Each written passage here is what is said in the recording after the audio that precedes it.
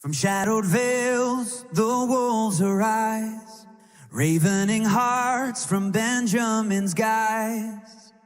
They twist the path with cunning deceit, but we retreat to the Savior's heartbeat.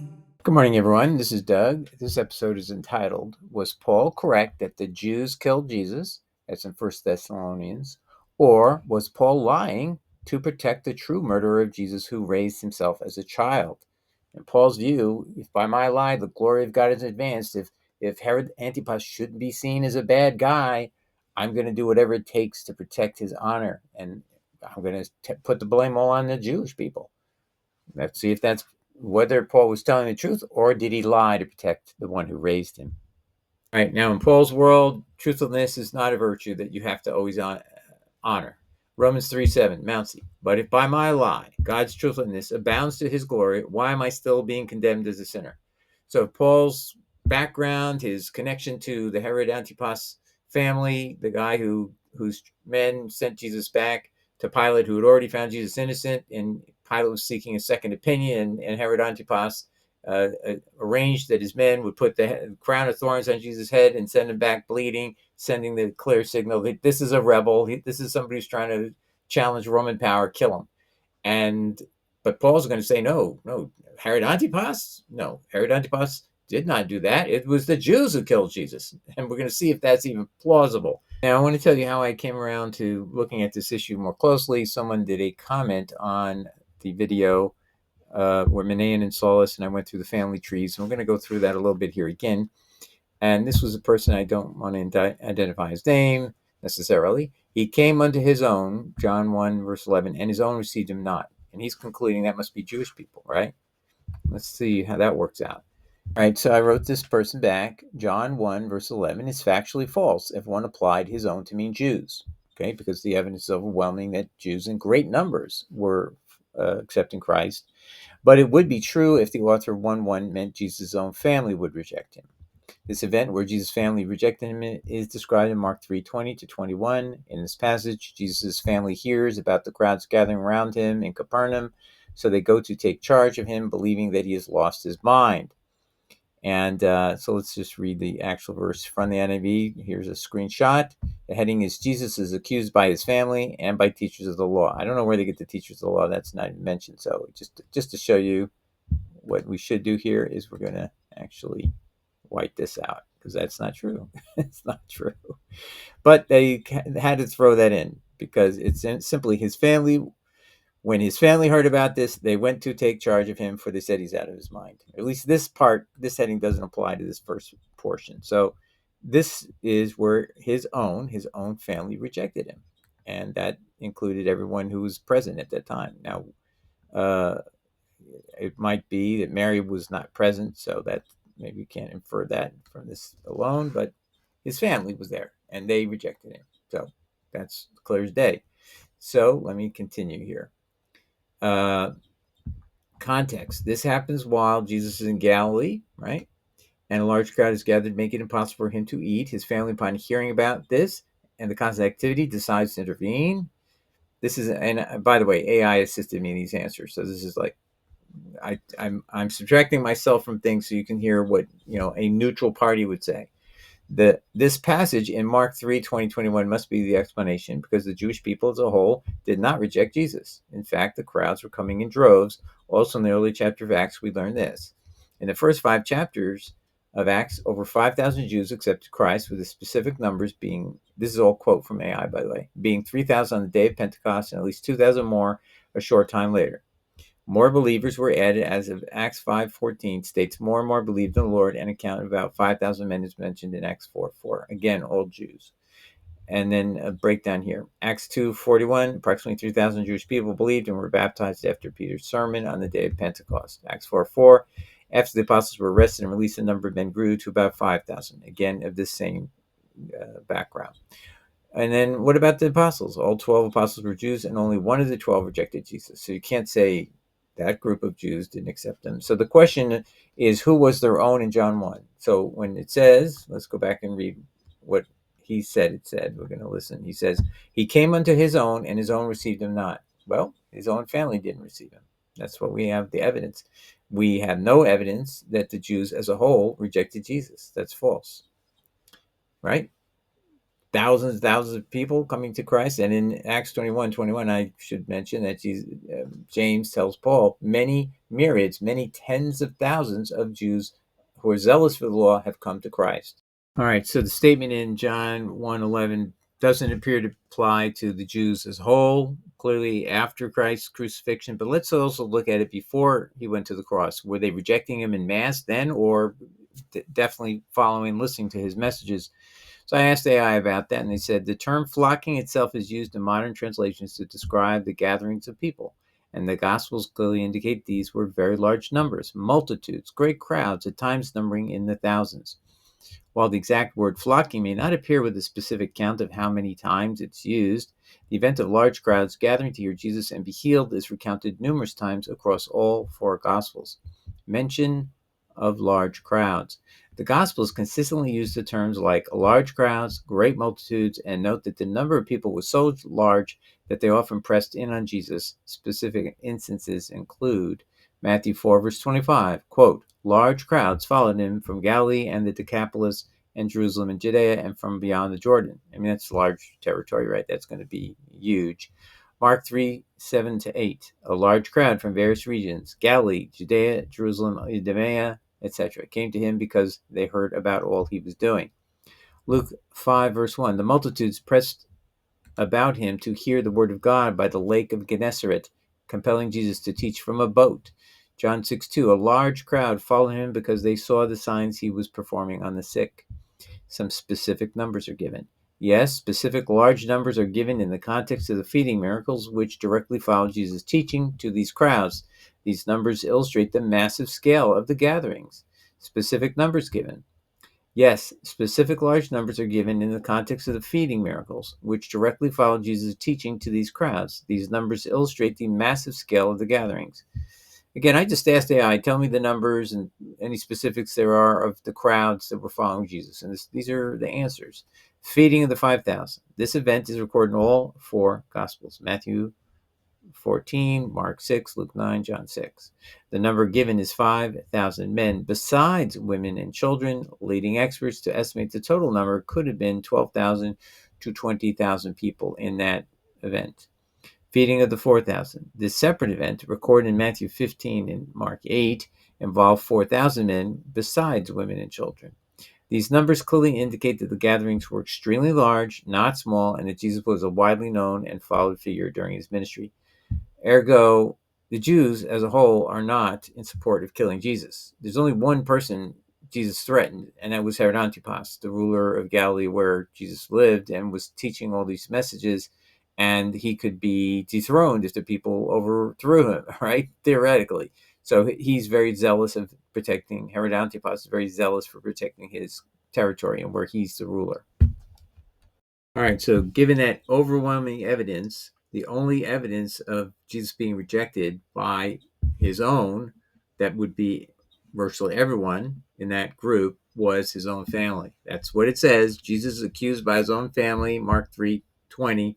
Then Jesus entered a house, and again a crowd gathered so that he and his disciples were not even able to eat. When his families heard about this, they went to take charge of him, for they said he is out of his mind. And that would have seemed to be the parents should be present to make the family entirely present. So we could actually say, well, every single one of them was present and they thought he'd gone crazy. This is when he's trying to teach people. It's the very beginning of his ministry and they've never seen him do anything but carpentry work. And now he's teaching. And so they're like, this is not what we thought he should be doing. And they rejected him doing this. And so they told him to stop. They wanted to bring him home. They thought he was crazy taking this role on. So that is a complete rejection by a single group with no exceptions mentioned. Just to be very clear, the family as a whole is stated to be present here, and they reject him 100%, right? I know it sounds odd because you're thinking there's a virgin birth, but notice Mark has no virgin birth account. And why wouldn't he mention it if it actually had happened? But that's another digression. But just factually speaking, Paul has said the Jews killed Jesus, and that's not true. The Jews were not adverse to Jesus, not as a whole. We're going to see who was the party who's interested in having Jesus killed, and it only was Herod Antipas and his subservient high priest, which is controlled by the Herodian family, as we'll review briefly below. Secondarily, and very importantly, the Jewish people had no power to kill Jesus. The Sanhedrin had been deprived during the Roman era of having that authority. They had to have a Roman official do it, or a king authorize it, such as Herod the Tetrarch, or ruler. And here's John 18:31, where you get this inside information. So the Sanhedrin had met, the high priest wanted Jesus killed, and but now they have to send these agents from the high priest over to Pilate and say, we want you to kill him. And this is what happens, 1831. Then Pilate said to them, take him yourselves and judge him according to your law. The Jews said to him, it is not lawful for us to put anyone to death. Now, you have to know what happened is that the people who would come over, them was this. Verse 26, one of the servants of the high priest came over. So that's what's missing here. And so you have to understand, Pilate is talking to servants of the high priest who have come over from the Sanhedrin. The Sanhedrin is run by the high priest, the agents of the Herodian family. And then Pilate said to these servants of the high priest, take him yourselves and judge him according to your law. The Jews, the servants of the high priest, said to him, it is not lawful for us to put anyone to death.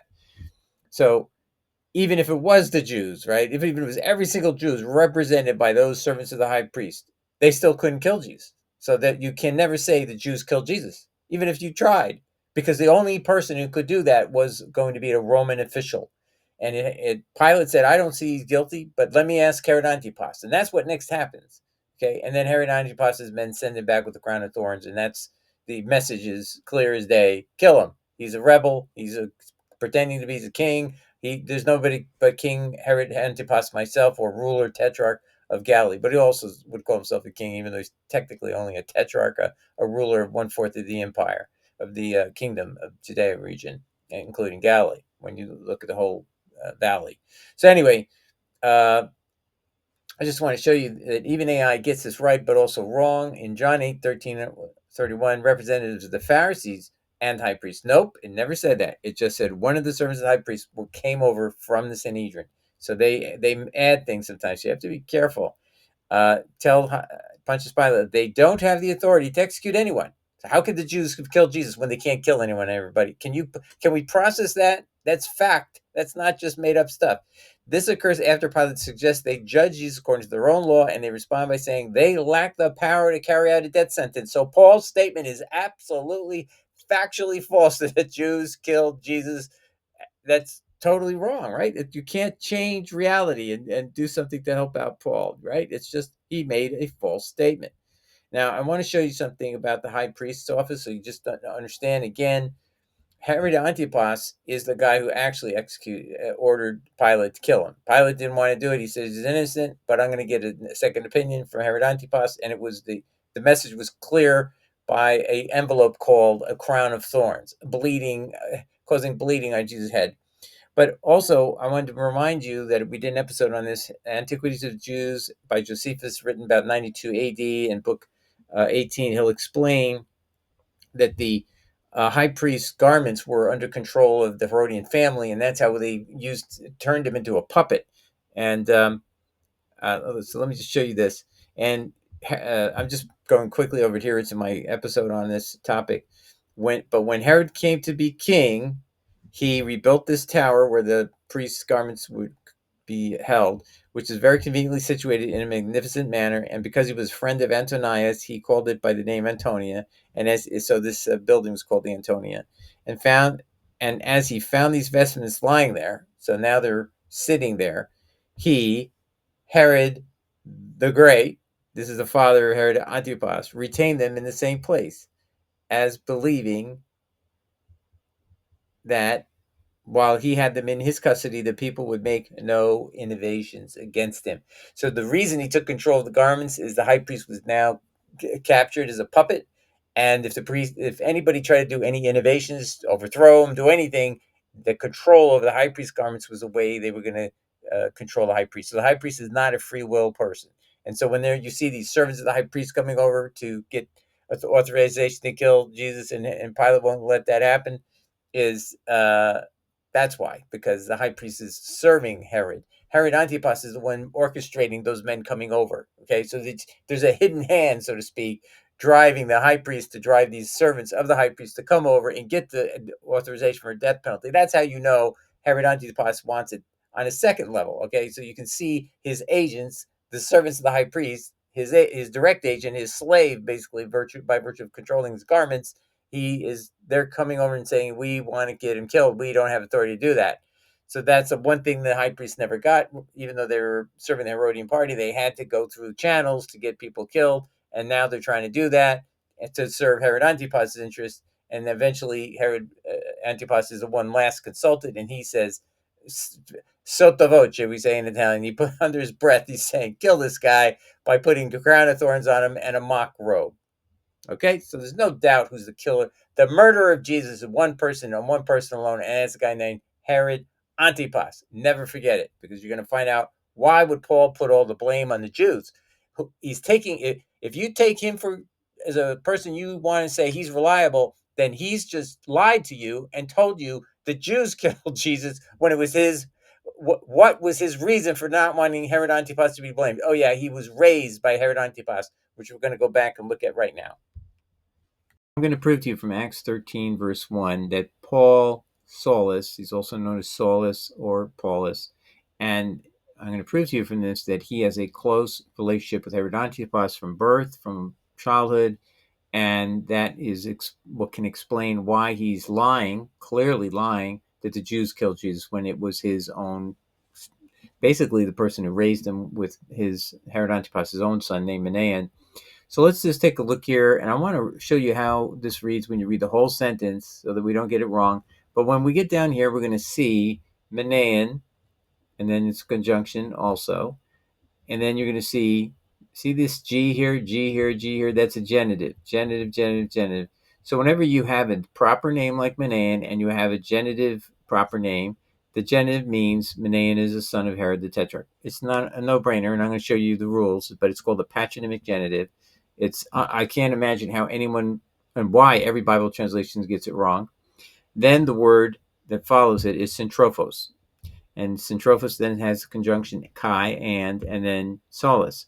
However, kai's functions here, this word and or kai, functions in a different way than you would use it in English, which is if I want to connect this adjective, syntrophos, with this noun masculine singular, NMS, solus, the word kai does that. So it tells us where this adjective applies. It applies over here.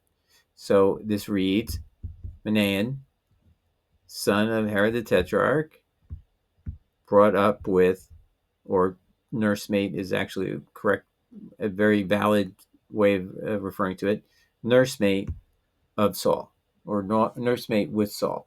So this is an adjective of Saul. He's a childhood friend, Saulus. So this is clearly shows you why Paul has the bias to lie. I mean, he's definitely lying that Jews killed Jesus, right? I showed you that. They didn't even have the power to kill him, right? And the only one who was seeking to have him killed was really the high priest, and he was sending his servants over to Pilate to get them to get authorization to kill, because the high priest, is serving the Herodian family, and in the background they're pulling the strings on his garments, and Herod Antipas is the one who's going to end up making the decision directly himself by sending Jesus back to Pilate with the crown of thorns and the blood-covered robe. So let me just now take the time to just show you quickly what I just gave you a quick overview and prove to you that what the translation I'm giving you proves his bias and why he was lying to us.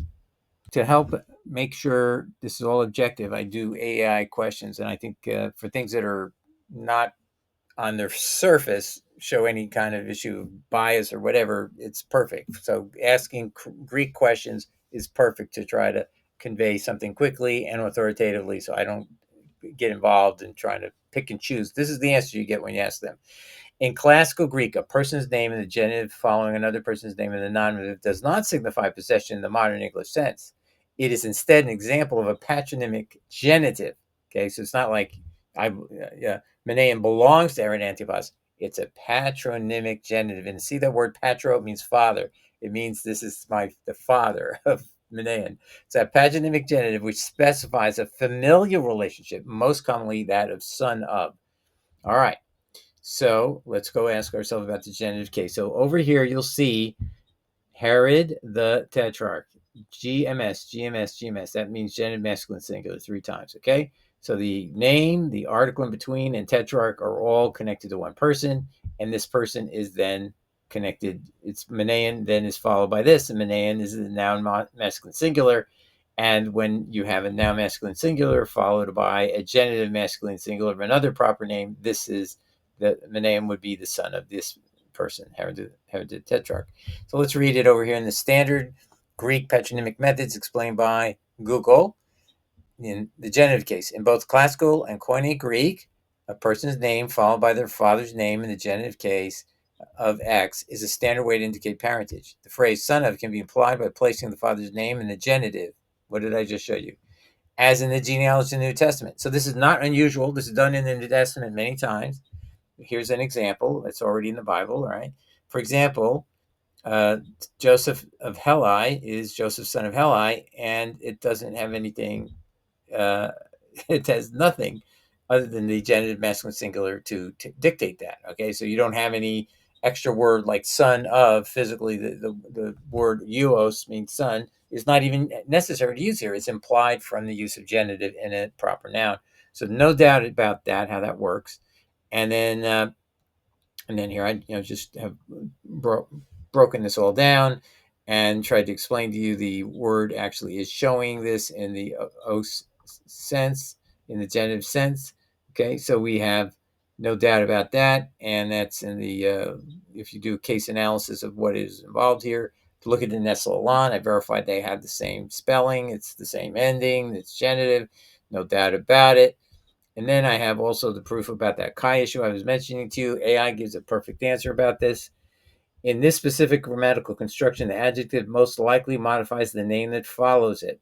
So syntrophos is an adjective followed by the name Solus. So syntrophos Solus means childhood friend to Solus. Okay. Uh, and chi should be translated and or also to connect the two nominative singulars. So you could say find a way to do that if you want, but it's just simply it's saying this noun and this adjective, they go together, and you can connect it if you want over back to Manaean in a sense that this is another person. Manaean and this person are together syntrophos. Okay. It is the bridge between the adjective and the name, even though the adjective's explicit agreement is with the name, not a separate noun. So the agreement here between Saul and the name Manaean is also an agreement, right? Now masculine singular, see that? But the and is in between, and the conjunction is this word syntrophos. So the idea here is this syntrophos connects these two in the noun masculine singular. That's what it's when you put this all together. So you can read it here if you want. But the adjective is modifying the noun that follows. So this adjective, syntrophos, is modifying Saul as the noun that follows, but then the chi will connect it back up to Manaean. So that's that. So Manaean, son of Herod the Tetrarch, also syntrophos to Solus, meaning a childhood friend or a nursemaid with Solus, aka Paul. Now you're going to say, why do you keep saying nursemaid? Well, first of all, it's one of the definitions Mouncy gives, but also it was what the translator in Latin of the passage, that person, and appears to be Rufinus. Rufinus says it's with milk. Now, you can look up the word conlactinus and you will not find any definition of it. So he made up this word, and what he was trying to say is with milk, with lacta. Milk in Latin is lacta, right? And neus means a person, the type of person who does it. So a person who shared milk with someone else is exactly what this means literally if you look at the parts. So that's what he believed, and so I'm just say that's actually a fair thing to say. Is that's the conclusion? Is Solus was a nursemaid, meaning in those days they didn't have formula and refrigeration for milk, so several women in a close family unit would tend to work together to nurse the young children who are in a similar age, and that way, if one mother has already done it for one child, there's another mother who could do it for another related family member. And so this shows you how intimately connected Paul Solus, and Manaean are in the Herod Antipas family. Herod the Tetrarch is Herod Antipas, if you didn't know that. Okay, so that should tell you where Paul's bias is to lie to you, misrepresent the Jews are the ones who killed Jesus when it was his own relative, his own person who he was in close conjunction to when he was a young man. And so there's clear evidence he was an Herodian because he has in this region to have a citizenship for birth, which was the Herodian family by Julius Caesar was given this right that all their children will all be citizens from birth. That's only one unique family that had that right in this region, so there's no way that he could not have done this. Jerome actually lived in Palestine, determined that Paul actually was born in Giscalus, and then something happened later in life at some point, and they moved to Tarsus. So he wasn't actually born in Tarsus, just so you know. That's what Jerome's investigation showed, and he put that in his book, and I have a second video on that. And so now you've got a clear reason why Paul was misrepresenting to you and me who killed Jesus. And then on top of that, to call the Jews the enemies of all mankind, or the opponents of all mankind. So let's juxtapose 1 Thessalonians 2:14-15 with Romans 3:7, where Paul justifies lying. But if by my lie God's truthfulness abounds to his glory, whatever his God is, doesn't seem to be the God of Jesus, he doesn't endorse lying, why am I still being condemned as a sinner? So you're not allowed to lie and blame somebody other than your parental person, like Herod Antipas. No, you're not allowed to do that, Paul. You're smearing a whole group of people. Let's read what he said. For you became, this is 1 Thessalonians 2:14-15. For you became imitators, brothers and sisters of God's churches in Christ Jesus that are in Judea, because you too suffered the same things. He's telling people who live in Greece. Remember that? Now part of a Roman province. Macedonia was part of Greece. Suffered the same things from your own countrymen as they in fact did from the Jews, who killed both the Lord Jesus and the prophets. We've established the Jews did not kill Jesus at all. It had nothing to do with his death. The high priest was being manipulated by the Herodian family anyway, but even so, unless Herod Antipas had ordered it, even the high priest had no power to order anything about death. And it's even said so in the context, in this dialogue between the servants of the high priest and Pilate. It says, we do not have authority to kill Jesus. That's why we need you to do it. But then also do not forget that the high priest was under the subjection and control by the Herodian family ever since Herod the Great, where in Josephus' Antiquity of the Jews, book 18, section 3, after Herod became king, he retained the garments in this building called the Antonia, and as long as he held them in custody, he knew that people could make no innovations against him because he had this control, domination over the high priest, and the high priest became his puppet. And that's why you can't say, well, the high priest was involved. Well, that doesn't change anything. That's just another subject under tight control, very rigid control by the Herodian family, particularly in this instance, Herod Antipas. So that's what's all going on. There's an orchestration going on. It's puppet control in the background. It's not really independent people. The high priest is serving Herod Antipas at this time. So now to tie everything together, looking back at Acts 13:1, the key passage is, it says, Manaen was son of Herod the Tetrarch. That's the name of Herod Antipas, his legal name, his legal function, a nursemaid of Saulus. So Manaen was a nursemaid of Saulus. They were suckling at the same breasts as young children, being raised by a family in those era where they had to share that function because there was no refrigeration for milk for children. And Manaen was the son of Herod the Tetrarch. Saulus has to obviously be Herodian. That's why has a citizenship from birth, unique to only the Herodian family in this region, granted to them by Julius Caesar in the 1st century BC.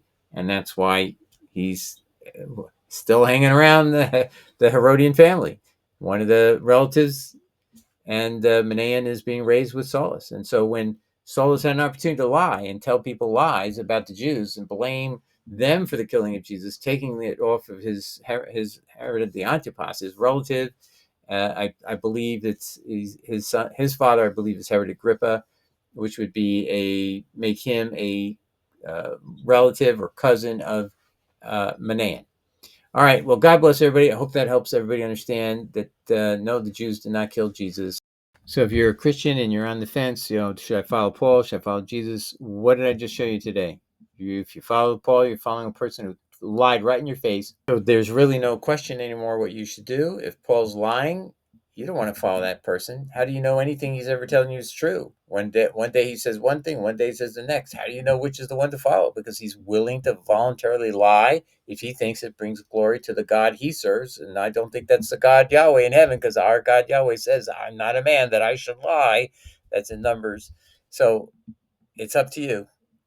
God's left everyone to have free will to make a decision whether to follow his son or follow somebody who's drawing you away from his son. And you're going to say, why did God let this happen? He explains it all in Deuteronomy 13, 1-10. He says, you know what? I allow false prophets who even have signs and wonders that come to pass and even give prophecy that comes true. Because what I'm doing is I'm testing you to see, by allowing it, I'm testing it to see if you love me, Yahweh says, with your whole heart, mind, and soul. So the way God winnows away those people who really love him and those who don't really love him is he's allowed this test. And Paul's in the Bible as a test to see if you really, really love Yahweh. Because this is really where socially you've been raised with everyone saying, Paul's the man, Paul's the man. I attended church for years keeping track of how many times Paul's quoted to every time Jesus. It's 13 quotes for Paul for every one of Jesus. So you barely have heard of Jesus. And so now you have to find your way back to somebody you barely know, because when you've been going to church, nobody teaches what he says. And it sounds so foreign when people quote his actual words to you. It's like shocking. But that's the problem with us. We've been basically put in a box and told, don't look outside this box, and they do everything to make you afraid to just turn to Jesus. That's so horrific. That's so dangerous to do. They actually think it's dangerous. That's what Bultmann said. He says, I don't want to even know what Jesus or thought. I don't want to know what he was thinking, and I'm not going to seek to find out what he was thinking. I just want to follow what Paul's teaching me, and that's, he based it on, by the way, 2 Corinthians 5:13, which that's where Paul says, we once knew Jesus in the flesh, but now we know him that way no longer. So the Jesus of the flesh, the one who taught us the parables and the Sermon on the Mount, Boatman says, I don't want to know what he was thinking, and I'm not going to make any effort to find out what he's thinking. Anyway, but I trust you won't follow that kind of direction that Boatman gave. The fourth leading Protestant theologian of the 20th century. That's the attitude that he had. That's what you're seeing every week you go to church. You don't realize it, but he permeated the theological schools that trained your pastors, and they came out becoming totally teaching what's really could be called Paulianity. That's probably what would be the right term for it now. We need to redefine terms.